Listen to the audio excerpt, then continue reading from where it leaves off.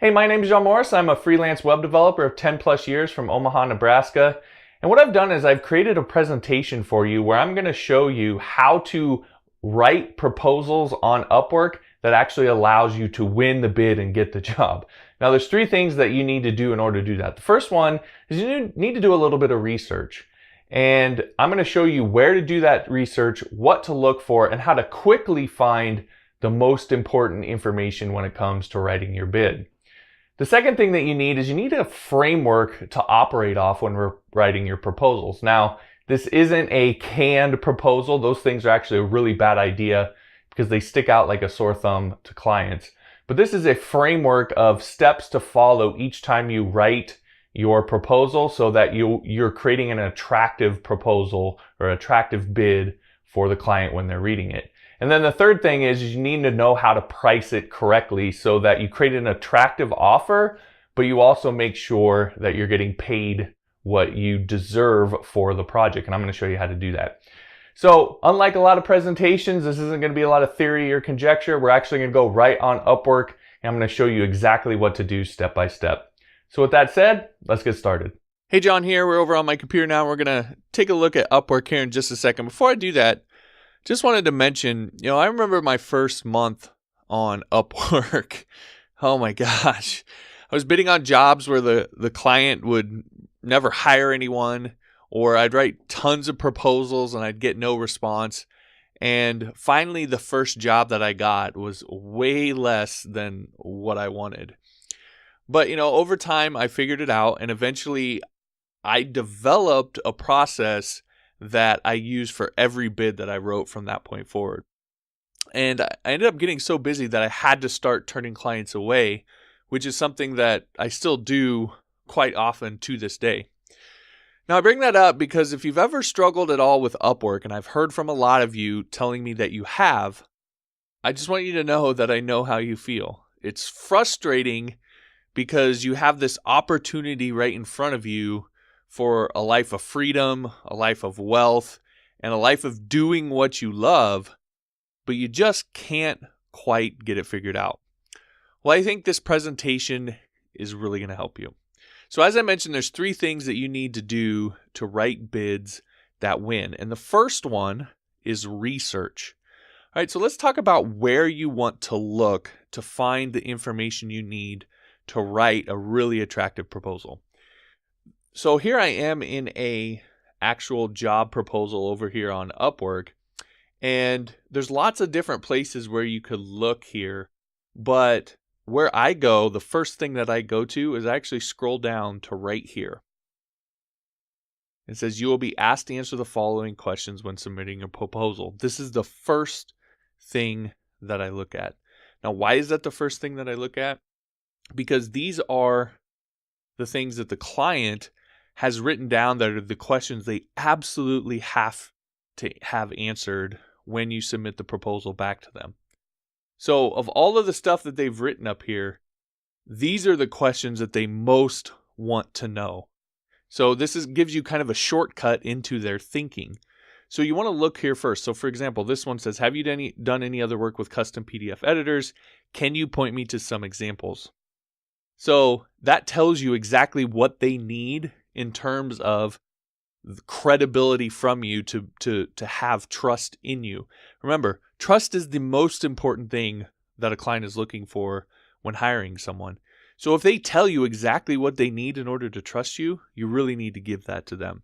And you don't want to be dishonest or lie about that. If you haven't done these things, you don't have any examples, then you just say no. And then you can try and get the project by saying, no, but I've done this related thing, or no, but you can try and finagle it, but, chances are that that's probably not going to work, which means you should pick a different job, right? And in another video, I talked about being able to filter and find the right jobs and so forth and make Upwork fit you. This is why it's so important to make Upwork fit you, so that when you see these questions, you can answer yes, and you can point them to examples.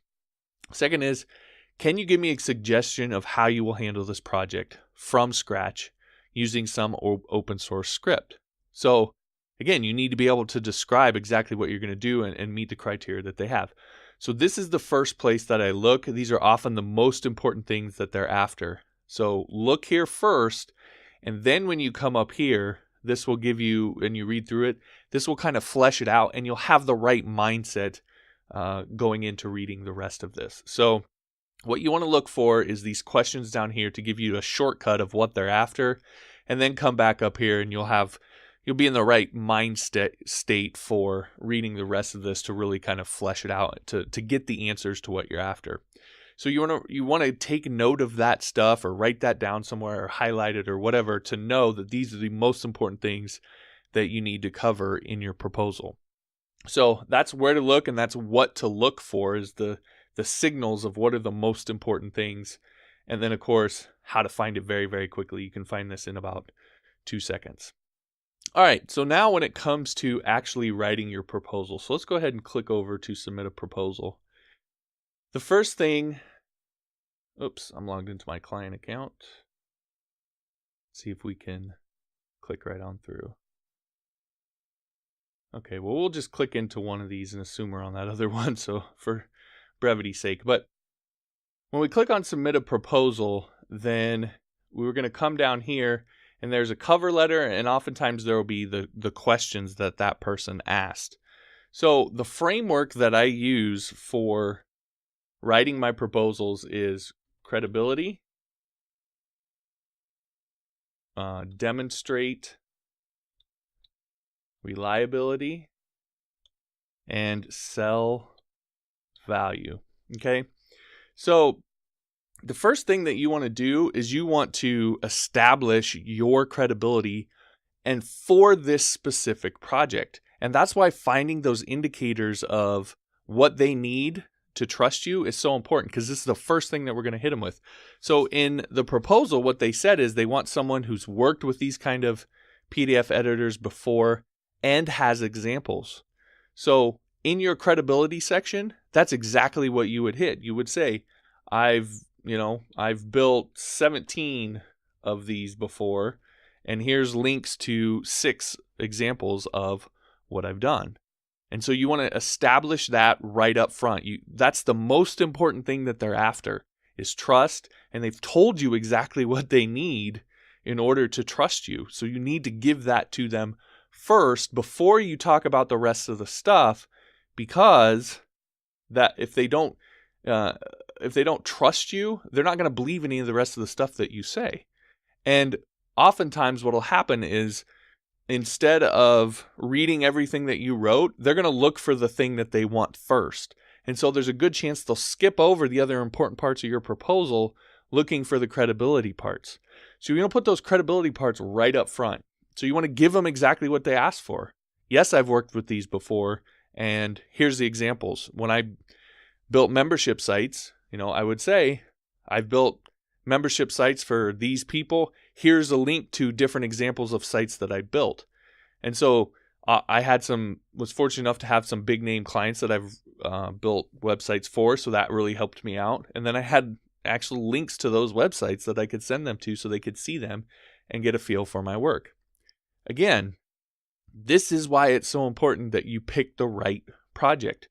You need to pick projects where you have credibility. Now, if you're brand new, you need to create your own credibility.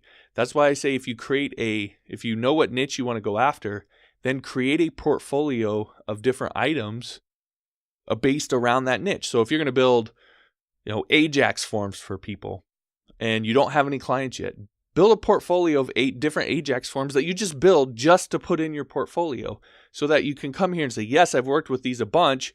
Here's a link to my portfolio. You can see I've got 8 different Ajax forms in there that I've built that you can kind of mess around with.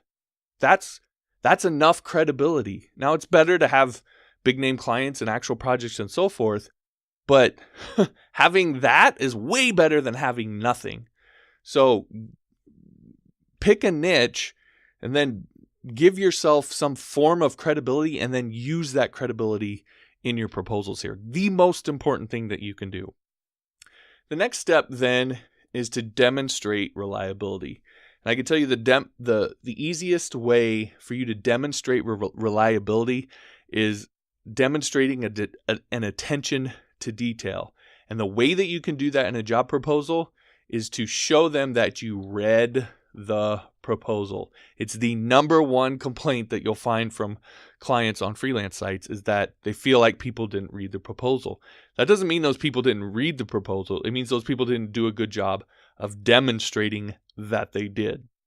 And if you can demonstrate that you read some of the fine details of their proposal, then that'll go even more towards demonstrating your reliability, that you're someone that pays attention to detail. And if you did it in the proposal process, they're likely to believe that you're going to do it in working on their actual project. So read the proposal, obviously, but then pull things out that are kind of minor details and mention those in this section. This is where you're going to talk about the project. You're going to, and one of the questions on there was, tell me how you're going to build this. Well, this is where you would tell them how you're going to build it, and you would mention fine details from what they put in the proposal to show them that you actually read it. Now, you don't want to say, I read the proposal. You just want to show them that you read it by pulling things out, details that you wouldn't know if you didn't read it. Okay, so demonstrate your reliability. And then finally, you want to sell on value. Now, I'm going to give you an exact line or start of a line that you want to use. So you want to start off this section with something like, I know you'll probably get a bunch of low ball bids.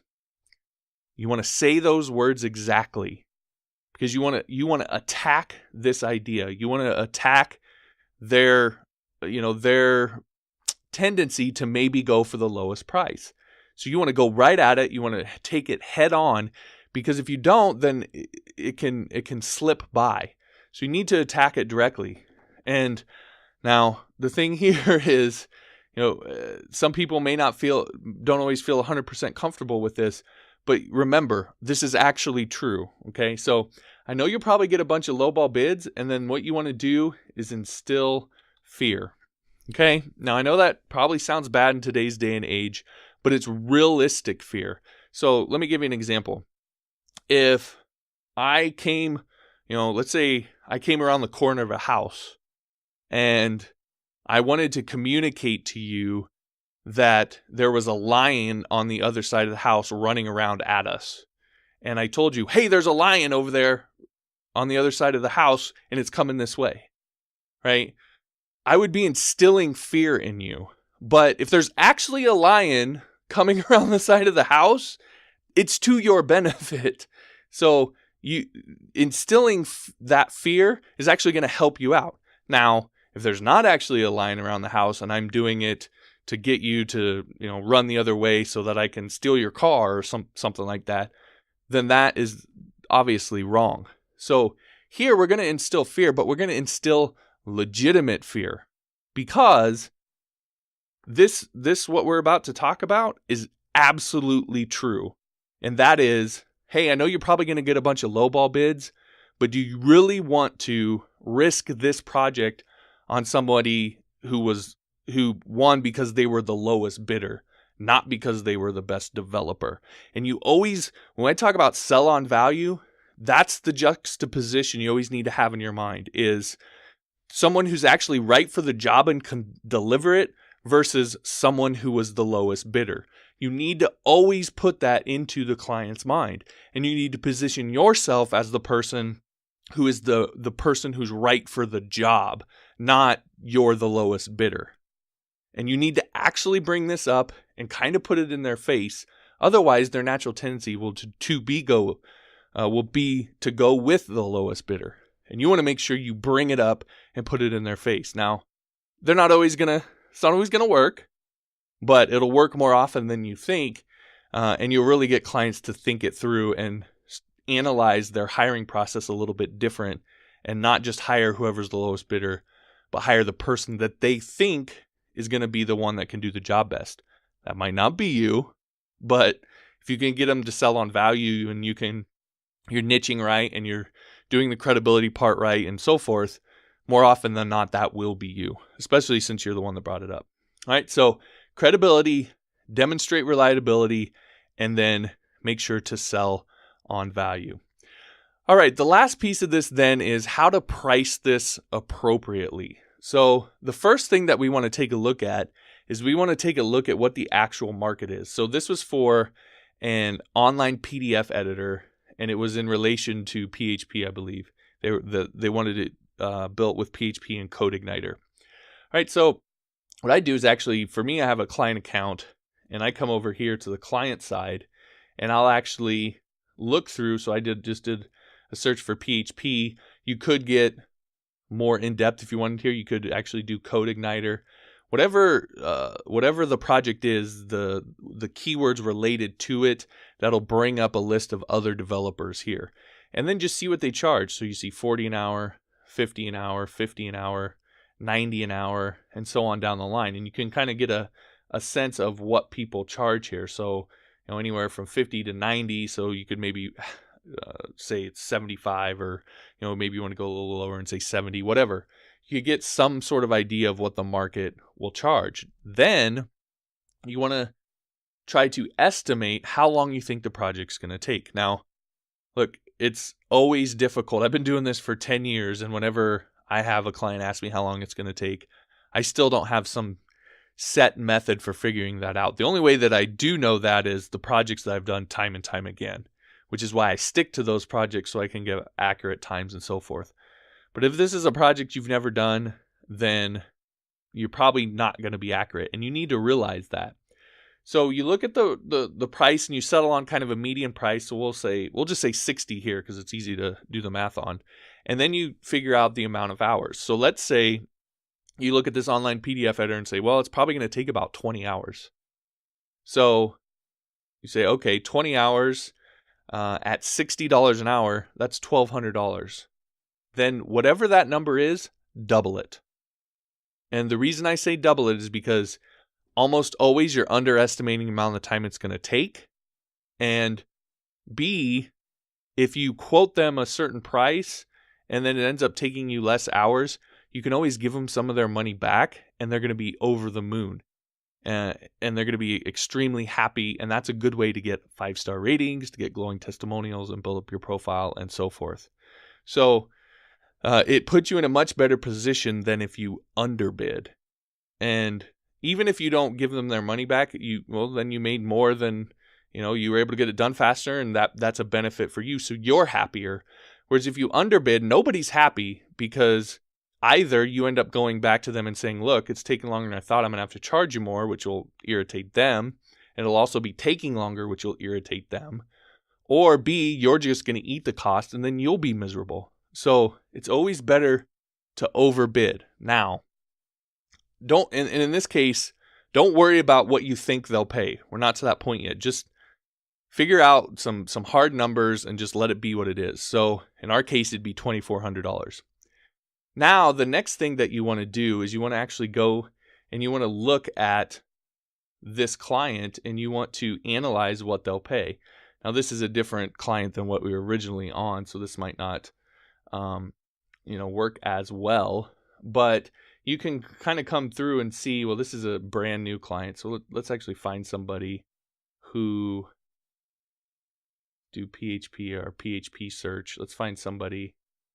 Well, here it is. It's our online PDF editor. So let's go to this client. So we can scroll down and we can actually see what they've paid for different projects. So $200, $15, $50, $696, $141. I know there's some bigger ones on here. $440. Here's $1,000. So they paid $1,000 for one project. $1,500 for another project. And you can see what they paid. 64 hours at $25 an hour for a professional web developer. Custom WordPress PHP developer, $55 hours at $8 an hour, and so on down the line. So you can kind of get a sense of what they paid. Now, look, I wouldn't pay too much attention to this right here, 9 hours at $12.22, because most freelancers and developers on here way underbid their price. So I wouldn't pay too much attention to that, because that's not what we're going to do. All right, so you can see for a fixed price, they've paid $1,000. For a build, they paid $1,500. So our $2,400, maybe you might look at this and go, okay, well, let's maybe reduce that and say 1,600. Okay, to make it fit better with what this client has paid for a project. They've already paid $1,600 for a project here, so they obviously would be willing to pay close to that price as well. Or you could say, well, maybe not 2,400, maybe I'll do 2,000. But you want to kind of find a happy medium between what you estimate it will be at your rate or at the market rate, based on how many hours it is, plus what the client will be willing to pay. Okay, so you can kind of get a sense of the range that you want to be in because you know what the market is and you know what the client is after. The last question then is to ask yourself, is it worth it to you? And so that's when you can say, well, I would bid this out at $2,400. Looks like most of the client will pay is $1,600. Would I be willing to do this project for $1,600? So, is that something, if it's going to take me, I'm estimating 40 hours, $1,600 would be $40 an hour. If I get it done faster, then great, I make more per hour. Am I willing to do that? Is that something that I'm willing to accept? And of course, the answer is yes, then so be it. And if not, then you have to move on to a different project. So now you have some sense, though, of what it is that you should bid. And so when you go to actually put your bid into the money part of it and say what you're bidding for this project, it's not based off of you just making it up. You've actually done a little bit of research and you've kind of analyzed it, and now when asked about that price, you can justify it. So those are the 3 steps that I take every time I write a job proposal. As you'll notice, it's a little more time. Obviously, you can do it faster than what I've talked about it here.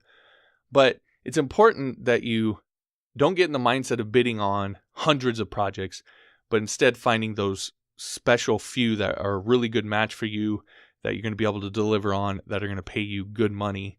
And that's the way that you get to the point where you work less but make more. You have to actually physically do that, like implement a system that causes you to work less and make more. And this is all how you do that. All right. So again, those are the 3 different ways the 3 different steps that I take for writing job proposals. Now, if you're serious about being successful on Upwork, then here's how I can help you. Now, here's the thing. What you do on Upwork isn't the most important thing. Now, everything I just showed you is important and obviously useful, but it's not the most important thing that you need to do. Now, if you want to go from struggling to get work to making your living as a coder, doing the things you love and making what you want to make, you have to really get the larger strategy necessary to dominate Upwork. Now, the mistake most people make is jumping on Upwork. They try a few things, those things don't really work, and then they just give up and say Upwork is a scam or it's terrible or whatever. But it takes a little more strategy and a little more patience than that, but it's absolutely worth it. What it really comes down to is how Upwork itself works, because it's designed to reward the best freelancers. That's the way that it's made. But if you're new, it can be hard to prove how good you are. But there is a way around that. And it's how I was able to get on Elance, which Upwork used to be Elance, and within a few months start ranking in the top 3 developers for my most important keyword and attract clients to me ahead of the developers in the top 2 spots. So here's the deal. I learned a lot of this in what's called the Freelance Masterclass. And here's what that is going to do for you. It's going to eliminate all the confusion you have about what projects should you bid on, what clients will hire you, what should I say on my profile, how should I bid on projects, etc. It just kills all of that confusion dead. It's also going to systematically help you move up the Upwork rankings so you become one of the top dog developers that gets all the invites and easily wins all the jobs. And it's going to give you the tools to blow your clients away so they give you 5-star ratings, glowing testimonials, and hire you time and time again. So here's what to do next. Click the Get Started button right below this video, which will take you to the Freelance Masterclass on Udemy. Click the Take This Course button, enter your information, and get immediate access to the masterclass. You'll get lifetime access and personal help from the instructors to ensure that you can start freelancing full-time. Well, I really enjoyed this, and I really enjoyed chatting with you. I look forward to watching you gain success. Remember to click the Get Started button below to start the masterclass, and I'll talk to you later.